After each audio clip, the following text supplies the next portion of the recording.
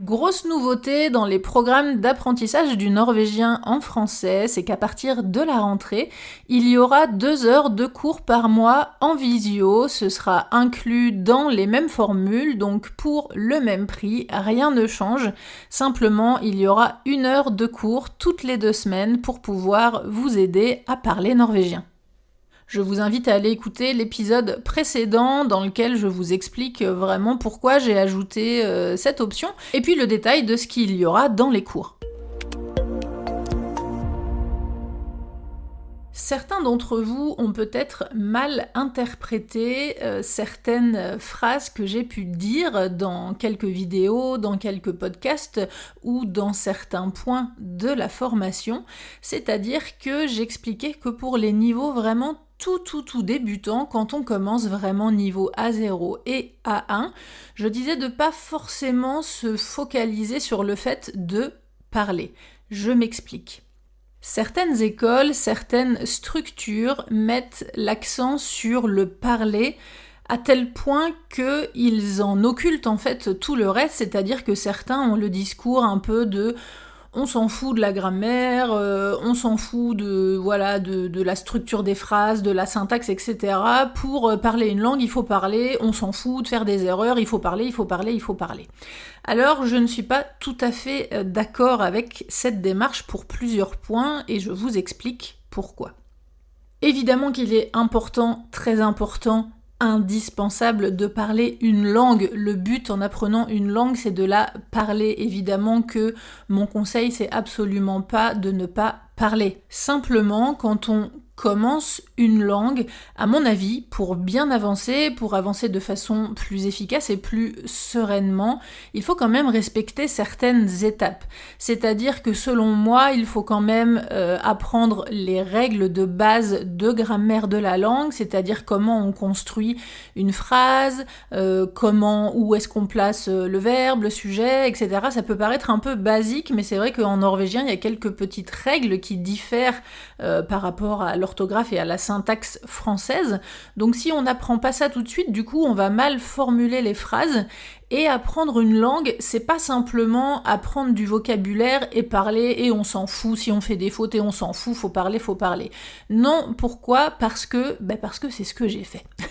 C'est un peu ce que j'ai fait à chaque fois que je sors un épisode de podcast de conseil ou que je fais une promo et que je vous parle du développement de la formation, je vous parle évidemment des erreurs que moi j'ai faites quand j'ai appris le norvégien et du temps que ça m'a pris du coup pour désapprendre et pour réapprendre et du temps que j'aurais pu gagner si j'avais fait autrement. C'est vraiment l'idée de base de la création de mon programme d'apprentissage pour vous aider à apprendre le norvégien, c'est-à-dire vous conseiller et surtout vous conseiller de ne pas faire les erreurs que moi j'ai faites. Si vous apprenez juste du vocabulaire, des verbes, et que vous n'apprenez ni la grammaire, ni la syntaxe, ni la conjugaison, vous allez formuler des phrases qui n'ont pas de sens et vous allez parler un petit peu en phrases moi faire ça, moi vouloir, ce qui peut être suffisant au début, c'est-à-dire que quelqu'un à qui vous dites une phrase comme ça peut peut-être vous comprendre, mais si vous avez pour objectif de développer un norvégien correct et de vouloir parler correctement, c'est pas du tout la bonne technique.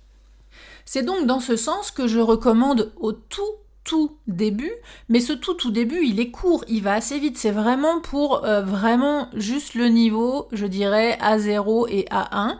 Évidemment que vous pouvez commencer à parler, à formuler des phrases, mais mon conseil c'était de pas trop vous stresser, en tout cas de pas trop vous inquiéter, parce que c'est une remarque que vous me faites souvent, que tous les élèves me font, en me disant bah oui, j'ai commencé à apprendre la langue, c'est cool, je commence un peu à comprendre comment la langue fonctionne, comment on forme une phrase, j'ai un petit peu de vocabulaire, mais je n'arrive pas à parler. Mais c'est normal, même au niveau A2, vous allez encore galérer à parler. Vous allez, je pense, commencer à pouvoir parler un tout petit peu plus aisément à partir du niveau B1. En général, d'ailleurs, c'est absolument pas moi qui l'invente, c'est si vous regardez sur d'autres structures, sur d'autres écoles, la plupart des groupes de parole, en tout cas des des cours de discussion que vous pouvez prendre, ça commence à partir du niveau A2. Pourquoi ? Parce qu'à partir du niveau A0 et A1, on n'a pas les bases pour parler. C'est vraiment ce point-là que je veux vous expliquer, c'est que c'est une évolution normale. Quand on commence une langue, évidemment qu'on peut commencer à apprendre tous les mots, à dire bonjour, etc., à former des petites phrases simples. Et évidemment que je vous recommande de le faire. Quand je dis de faire attention, de ne pas vouloir trop parler, c'est de ne pas vouloir aller trop vite, parce que très souvent on se dit bah oui mais moi je veux pouvoir me présenter, je veux pouvoir dire ce que je fais dans la vie, mais ça c'est du niveau A2. Donc n'essayez pas de faire ça au niveau A0. Ayez quand même conscience de l'évolution des niveaux, parce qu'une langue, s'il y a des niveaux qui ont été faits, et encore une fois, c'est absolument pas moi qui ai créé ces niveaux-là, si les niveaux de langue ont été faits et ont une évolution et un développement, c'est pas pour rien. Donc, pour résumer, quand vous commencez, que vous êtes au niveau A0, A1, commencez à formuler les mots à voix haute, dites les phrases vraiment toutes simples, bonjour, au revoir, merci, de répondre aux choses qu'on vous dit dans les magasins, etc. Évidemment que vous pouvez faire tout ça, mais ne vous mettez pas trop la pression et ne vous stressez pas, puisque ça va être entre la transition entre le A1 et le A2 que vous allez vraiment pouvoir commencer à formuler des phrases et à être un petit peu plus à l'aise.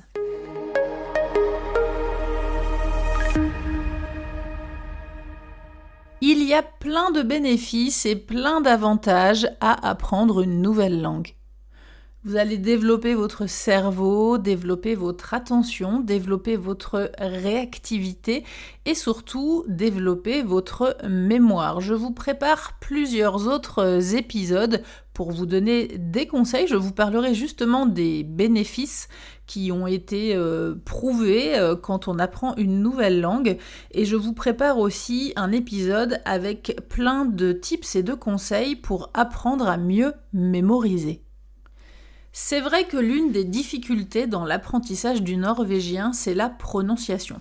Le norvégien, c'est une langue qui n'est pas réputée pour être très très difficile, si vous regardez vraiment sur les... Je ne sais pas si vous avez déjà fait le test, mais moi, quand j'étais en période d'apprentissage, je regardais de temps en temps le classement un petit peu de la langue norvégienne pour me rassurer, parce que je trouvais que c'était compliqué. Et non, en fait, la langue norvégienne, c'est une langue qui ne comporte pas tant de mots que ça. Et c'est une langue qui, en termes de grammaire, n'est pas très, très compliquée. Une des difficultés de l'apprentissage du norvégien, c'est la prononciation, comme je l'ai déjà dit dans l'épisode sur l'écoute. C'est vrai que c'est une langue qu'on n'a pas l'habitude d'entendre, à l'inverse de l'anglais par exemple. Si vous écoutez de la musique, même si vous estimez que vous n'êtes pas bon en anglais, vous en entendez forcément un petit peu à la télé, à la radio, si vous voyagez dans la musique, etc. Alors que le norvégien, si vous ne faites pas la démarche d'écouter du norvégien, eh bien vous n'entendez pas cette langue régulièrement, et c'est vrai qu'il y a quand même un gros travail à faire avec son oreille, et justement c'est un cercle un petit peu vertueux entre le son, le parcours du son entre sa bouche et son oreille, d'où le lien vraiment très très fort entre l'écoute et le parler. C'est pour ça que c'est aussi important de commencer l'apprentissage du norvégien avec les bonnes bases de prononciation, de commencer par l'alphabet, de commencer avec les lettres particulières, de commencer avec les diphtongues, avec les regroupements de lettres qui forment des sons différents, parce qu'il y a des petits pièges en norvégien. Si vous prononcez pas bien certaines syllabes, le mot peut avoir un autre sens ou vous pouvez ne pas vous faire comprendre. C'est vraiment une des difficultés, donc c'est aussi pour cette raison que j'ai décidé d'ajouter 2 heures par mois de cours de conversation dans mes formations. Il faut aussi réussir à dépasser ce blocage d'avoir peur de parler, d'avoir peur de faire des fautes. Alors ça, c'est pas vraiment lié au norvégien en soi, hein. Si vous avez déjà appris une autre langue comme l'anglais ou l'allemand ou l'espagnol ou l'italien ou je ne sais quelle autre langue, vous savez très bien que ce sont des étapes logiques dans l'apprentissage d'une langue. Il y a toujours un moment où on commence au tout début, c'est cool, on apprend des nouveaux mots, etc. Et puis au moment où on veut commencer à parler, eh bien on a peur parce qu'on n'est pas sûr de bien prononcer, et puis si jamais on a été confronté un peu à des situations où on a voulu essayer de parler et où on n'a pas réussi à se faire comprendre, eh bien on est un peu vexé, découragé, démotivé, et du coup ça peut vraiment enclencher ce blocage. Il faut vraiment faire très très attention avec ça. N'oubliez pas qu'une langue, on n'est pas en train d'apprendre le latin, hein. Le norvégien, si vous apprenez le norvégien, le but c'est de le parler, à moins que vous ayez l'ambition de devenir écrivain et de seulement écrire et de ne jamais prononcer un seul mot de norvégien, mais je ne crois pas que ce soit le cas. La plupart du temps, c'est même plutôt l'inverse. En général, on parle mieux que l'on écrit, enfin ça dépend vraiment des profils, mais le but d'une langue, d'apprendre une langue vivante, c'est bel et bien de la parler, de la pratiquer. Et ça, il faut vraiment que vous acceptiez que vous allez faire des fautes. De toute façon, dites-vous, je vais faire des fautes. N'oubliez pas que dans le neuro-learning, il est très important de faire de la pensée positive, de se motiver et de ne pas se donner des challenges trop importants ou de ne pas se faire peur à soi-même, parce que c'est là qu'on va déclencher en fait ce blocage. Donc dites-vous, je sais que je vais faire des fautes, et c'est normal, je suis en apprentissage, je suis en train d'essayer. Et en plus, si vous êtes en Norvège, n'oubliez pas que les Norvégiens sont vraiment très indulgents, ils sont très cool en général avec les gens qui apprennent le norvégien, il n'y a aucun jugement, il n'y a aucune moquerie, et en plus, quand on parle norvégien avec notre petit accent français, a priori, c'est très charmant, très classe, et ils adorent ça. Alors vraiment, n'ayez pas peur de faire des fautes. Évidemment, même si au fil de l'apprentissage et au fil de votre progression, le but c'est d'en faire le moins possible, mais vous en ferez toujours, je pense à peu près jusqu'au niveau B2 et encore, hein, même après, quand on parle couramment, on fait encore quelquefois des petites fautes et c'est pas très grave. En tout cas, chacun ses ambitions, mais c'est vrai que je connais très très peu de personnes qui ont eu le challenge de dire moi je veux parler un norvégien parfait, mon but c'est d'être complètement comme si j'étais norvégienne. Oui, bon, de toute façon on ne sonnera jamais comme un norvégien. Le but évidemment c'est de parler le mieux possible et surtout d'être le plus à l'aise, d'être ce qu'on appelle fluent. Fluent, ça veut dire qu'on parle de façon, c'est flytende, ça veut dire que c'est fluide. Quand on parle, les mots coulent et on ne cherche pas ces mots pendant 107 ans, on fait pas de grosses fautes de grammaire, ni de grosses fautes de conjugaison ou de syntaxe. C'est peut-être un petit mot qui va pas être à la bonne place de temps en temps, ou peut-être encore quelquefois des petites fautes entre et ou n si on n'est pas complètement certain du genre du substantif, mais en tout cas, évidemment, on a pour objectif et pour but de faire le moins de fautes possible, mais voilà, dites-vous que vous en ferez, de toute façon, vous ferez des fautes, vous allez parler avec des fautes, évidemment, et que ça doit absolument pas être quelque chose qui vous bloque.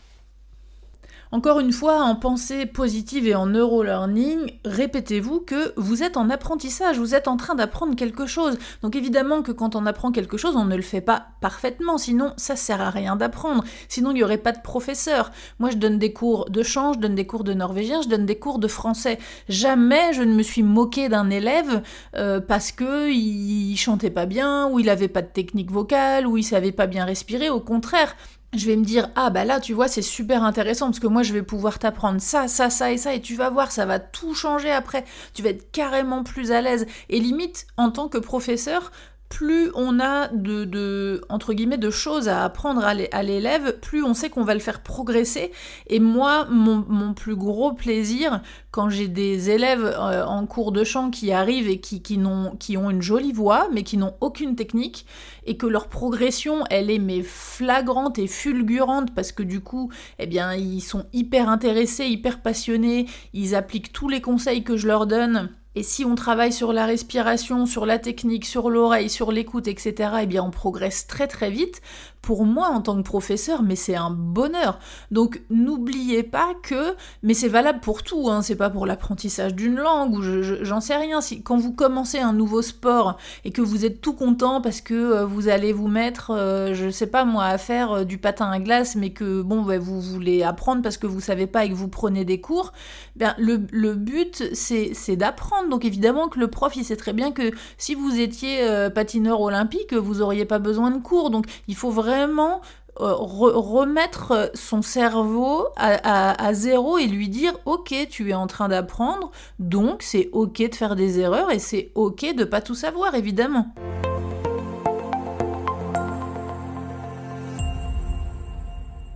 Je vous répète un conseil que j'ai donné dans l'épisode sur l'écoute, c'est de mimer ce que font les Norvégiens, ce que disent par rapport aux intonations, par rapport à la mélodie, parce que le norvégien c'est une langue chantante, c'est une langue tonale avec des intonations donc montantes ou descendantes, mais quand même globalement, moi je trouve que le norvégien c'est une langue chantante. Alors c'est rigolo parce que quand j'en parle avec mes amis norvégiens, ils sont pas tout à fait d'accord. Eux, ils ont l'impression que le français, c'est une langue chantante et que le norvégien est une langue monotone, alors que nous, en tant que français, en général, on a vraiment l'impression inverse, c'est-à-dire que moi, j'ai l'impression que le français, c'est une langue, à l'inverse, par exemple, de l'espagnol ou de l'italien, qui a beaucoup d'intensité et de nuances. J'ai l'impression que le français est une langue plutôt monotone et que le norvégien est très chantant. En tout cas, moi, c'est quelque chose qui me plaît beaucoup. Je ne vais pas revenir sur tous les détails de ce mime, mais je vous invite à aller réécouter l'épisode conseil sur justement écouter pour progresser en norvégien. Alors parler. Comment parler ? Il y a plusieurs façons de parler. Vous pouvez donc rejoindre mes cours pour pouvoir participer aux cours de conversation et d'avoir un suivi et puis un guidage et des explications en français. Vous pouvez participer à des Sprok Café, il en existe en physique, dans les bibliothèques ou quelquefois en ligne. Alors, il y en avait pas mal en ligne à l'époque du Covid, mais je crois que maintenant, il y en a quand même plus beaucoup. Enfin, en tout cas, la plupart, ce sont des groupes où les gens se retrouvent physiquement. Et un autre moyen de parler, c'est de lire, mais de lire à voix haute. Donc ça, encore une fois, je vous invite à aller réécouter l'épisode de conseils sur la lecture parce que vraiment, je vous donne plein de super conseils, de super tips pour lire, notamment pour les gens qui pensent ne pas aimer lire ou qui n'aiment pas lire. Je vous donne vraiment des conseils pour développer cette aptitude parce que la lecture va être un élément indispensable de votre apprentissage. Et lorsque vous lisez, ça peut être un super exercice de lire à voix haute. Ne le faites pas trop longtemps, mais faites-le un petit peu sur quelques petits paragraphes. Et puis, un autre exercice intéressant, c'est de s'enregistrer et de s'écouter, parce que là, du coup, vous pouvez très bien, lorsque vous vous réécoutez après, suivre de nouveau le texte, et puis vous auto-analyser et dire « Ah, non, là, ce mot-là, je l'ai pas bien dit, j'aurais dû dire comme ça. » Donc vous analysez un petit peu, vous pouvez très bien photocopier, par exemple, ce texte, imprimer ou écrire au crayon de papier sur votre livre, si vous pouvez. Ou sinon, vous imprimez, vous faites une copie pour avoir une feuille sur laquelle vous pouvez écrire. Vous pouvez prendre des petites notes et ensuite, vous pouvez vous réenregistrer et lire de nouveau le même texte et puis voir s'il y a une évolution. Ça, c'est vraiment un super exercice. Et autre chose que vous pouvez faire, que moi j'ai beaucoup fait dans mon apprentissage, et pourtant je ne pense pas être folle, mais c'est que je me parlais toute seule. Je parlais seule, que ce soit à la maison ou quand j'allais me promener dehors. Alors j'essayais de faire attention qu'il n'y ait pas trop de gens autour de moi, mais en tout cas vous pouvez parler tout seul. Alors moi, ce que je faisais, c'était que je m'inventais des situations, par exemple. J'ai beaucoup fait ça lorsque je me préparais à faire mes entretiens d'embauche, par exemple, quand j'ai commencé à travailler en télé, quand j'ai travaillé pour TV2, quand j'ai travaillé pour Enerco, quand j'ai travaillé pour d'autres clients en privé. En fait, je me créais dans ma tête des conversations voilà, avec un interlocuteur, par exemple la personne que j'allais rencontrer à l'entretien, et puis j'essayais de penser aux questions qu'il allait me poser, puis je m'entraînais à répondre, et puis du coup je cherchais les mots de vocabulaire que j'avais pas, j'essayais de formuler différemment, et puis surtout je répétais les mêmes phrases. Et je me suis rendu compte que ça m'a énormément servi. Parce que je me souviens d'un moment, j'ai pas la phrase exacte en tête, mais je me souviens d'une formulation, ça devait être au moment où je voulais genre essayer d'expliquer l'expérience que j'avais, ce que j'ai fait à Paris, ce que j'ai fait au début quand je suis arrivée en Norvège et tout ça. Et à chaque fois, je partais dans un mauvais début d'explication, et ça m'emmenait avec beaucoup de conditionnels, beaucoup de temps passé, etc. Et du coup, par rapport à mon niveau, à ce moment-là, c'était un peu compliqué. Et je me suis dit, il faut que je trouve une vrille, une petite astuce pour faire en sorte qu'au final, ma phrase soit au présent et puis que je puisse être plus à l'aise. Et je me suis rendu compte que, au moment de passer cet entretien, je me suis rappelé en fait de ces astuces, de ces petites vrilles pour pouvoir retourner la situation à mon avantage. Et je l'ai fait, je m'en suis sortie, et du coup je me souviens très bien que justement j'étais en train de dire bon, je suis désolée, je parle pas très bien norvégien et tout, et que du coup les intervenants m'ont dit mais non, c'est super, aucun souci et tout, et je m'en suis vraiment sortie parce que je m'étais entraînée avant. Et le point très important, c'est que je m'étais entraînée avant, mais pas dans ma tête. Je parlais tout haut. Et c'est vraiment une très très grosse différence. Attention, c'est pas de penser en norvégien, c'est de parler tout haut. Donc, choisissez un moment où vous êtes tranquille chez vous, où vous êtes tout seul pour pas passer pour un fou, ou alors quand vous allez vous promener, ou quand vous êtes dans la voiture. C'est aussi un très bon moment. J'ai passé des heures et des heures et des heures et des heures à me parler toute seule dans la voiture et à créer des conversations et des discussions, et même quelquefois ça m'arrivait de m'arrêter sur des aires de repos pour chercher un mot que je trouvais pas pour pouvoir continuer ma conversation tout haut, toute seule dans la voiture pour le reste du chemin. Alors quand vous allez parler, il y a plein de choses qui peuvent un petit peu vous freiner, notamment, ça j'en parle aussi beaucoup dans les formations, dans les différents niveaux, ce sont les dialectes, puisque les dialectes font partie des difficultés de l'apprentissage du norvégien, parce que les dialectes en norvégien, c'est pas juste des accents avec des façons différentes de dire le même mot, c'est vraiment des mots différents, ce sont vraiment l'équivalent un peu des patois français, mais vraiment les mots sont différents, plus un très fort accent, plus des façons différentes de prononcer les mêmes lettres, les mêmes diphtongues et tout, donc ça peut être vraiment un très gros challenge. Et un autre challenge un peu récurrent, c'est ce qu'on appelle le slang. Et le slang, c'est les mots nouveaux qu'utilisent les jeunes, les jeunes. Et voilà, c'est des mots que vous n'allez pas forcément trouver dans les livres d'apprentissage de norvégien, dans les méthodes, dans les podcasts. Et ça, je vous prépare différents supports pour pouvoir vous aider en fait à développer ce slang, parce que si par exemple vous avez des enfants et que vous êtes amené à aller chercher vos enfants à l'école et que vous allez discuter avec d'autres parents qui ont des enfants plus âgés ou des ados, et peut-être que les ados ils vont vous parler que vous allez rien comprendre parce que c'est des mots nouveaux. Alors je vous dis pas que c'est quelque chose qu'il faut prioriser dans l'apprentissage du norvégien, évidemment il faut se concentrer sur les mots communs, les mots les plus utilisés, mais il faut avoir quand même conscience et quelques notions là-dessus, que voilà, vous allez être amené à rencontrer quelques mots que vous ne connaissez pas, que voilà, beaucoup d'adultes de certaines générations ne vont pas connaître. Donc ça peut être intéressant de faire des petites recherches, il existe pas mal d'infos sur internet pour trouver les nouveaux mots de slang, et comme je viens de vous dire, je vous prépare différents supports pour vous aider aussi là-dessus. Dans les difficultés aussi, il y a quelques mots qui se prononcent très différemment de la façon dont ils s'écrivent.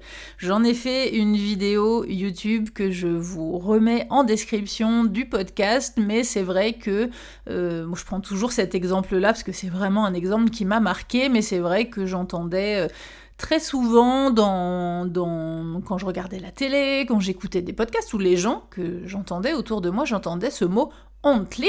Alors, des fois, c'était « ontli », on avait vraiment l'impression que ça s'écrivait O-N-T. Des fois, c'était plutôt « oncle ». Et du coup, je me disais, mais qu'est-ce que c'est que ce mot ? Je comprenais bien l'idée, je comprenais le sens voilà, ça veut dire correctement, fais ça bien, fais ça, voilà. Je me disais, bon, c'est quoi ce mot ? Et quand je le cherchais, j'ai tout essayé, je le tapais, j'ai essayé plein de façons de l'écrire, puis je me suis dit, bon, c'est tout, je pense que j'ai bien l'idée du mot, donc je laisse tomber, et j'ai été persuadée pendant longtemps, en fait, que c'était un mot de dialecte de ma région, j'habite dans le Vestfold, et je pensais que c'était un mot de dialecte. Et un jour, je l'ai vu à la télé, j'ai vu une publicité où le mot était écrit en gros sur l'écran et où la personne qui jouait, le comédien qui jouait dans la pub, a prononcé ce mot et donc a dit « ontli ». Et là, j'ai regardé le mot sur l'écran, je me suis dit « mais non, mais c'est pas possible ». Et ce mot, en fait, il s'écrit « ordently ». Donc, rien à voir. Et c'est vrai que c'est une anecdote que je raconte souvent à mes amis norvégiens quand on parle de l'apprentissage de la langue, parce qu'ils sont tous souvent curieux, en fait, ils me demandent alors, ils me disent comment ça a été, parce que c'est cool, hein, vous parlez couramment maintenant et tout, c'est top, vous êtes super intégrés, machin, et tout, qu'est-ce que vous en pensez, ça a été dur l'apprentissage et tout, enfin bref, quand on parle de ça, j'explique souvent que, la difficulté c'est les dialectes. Pour moi, les principales difficultés, ce sont les dialectes, la prononciation, ce point-là, c'est-à-dire des mots qui s'écrivent vraiment différemment de la façon dont ils se prononcent, et aussi une des difficultés, mais bon, ça c'est pas vraiment lié, encore une fois, que aux Norvégiens, c'est un peu propre à chaque langue, mais c'est vrai que les Norvégiens parlent quand même très vite. Et ça, c'est un point que beaucoup d'élèves me font comme retour, c'est que dans les exercices, quelquefois, dans les formations, etc., les gens parce que moi je donne des exercices où ce sont des Norvégiens natifs qui parlent, c'est pas moi qui fais les phrases, puisque je tenais à ce que vous entendiez du norvégien natif, et c'est vrai que souvent les gens parlent un petit peu comme ça, un petit peu plus doucement que dans la vie pour que l'on puisse bien comprendre. Évidemment, ça dépend des niveaux. Quand vous allez arriver au niveau B1, au niveau B2, au niveau C1, les gens vont parler comme dans la vie de tous les jours. Et donc, premièrement, beaucoup plus vite, et deuxièmement, ils marmonnent. Vous verrez, c'est un truc très drôle, donc ça dépend des régions, ça dépend des gens, hein. Évidemment, en France c'est pareil, hein. Il y a des gens dans toutes les langues, vous trouverez des gens qui n'articulent pas. Mais vous verrez que c'est quand même très propre aux Norvégiens de ne pas articuler, donc le fait de marmonner en norvégien c'est mumle, et beaucoup de Norvégiens font ça, et vous verrez que quelquefois c'est assez drôle si vous vous focalisez sur les lèvres, sur la bouche de quelqu'un qui parle norvégien. Quelquefois vous vous dites mais le mec il parle, il manquille des phrases et ses lèvres elles bougent pas quoi. Mais comment c'est pas possible. Et c'est rigolo parce que moi en plus en tant que prof de chant, c'est évidemment un point sur lequel je travaille également beaucoup avec mes élèves, sur l'articulation, sur la forme de la bouche, pas seulement pour la compréhension du texte et des mots, mais en chant, on appelle ça les formants. Ça a vraiment une grosse influence, un très gros impact sur la qualité et sur le style de son que l'on va avoir. Si on veut ajouter des aigus, si on veut ajouter des médiums, si on veut ajouter des basses, ou si on veut changer la forme du son et le rendre plus rond, plus riche, plus doux, plus aigu, avec plus d'air, avec moins d'air, etc. La forme de la bouche a une très grosse incidence. Donc moi, c'est quelque chose que je regarde beaucoup, et vous remarquerez que vraiment beaucoup de Norvégiens marmonnent.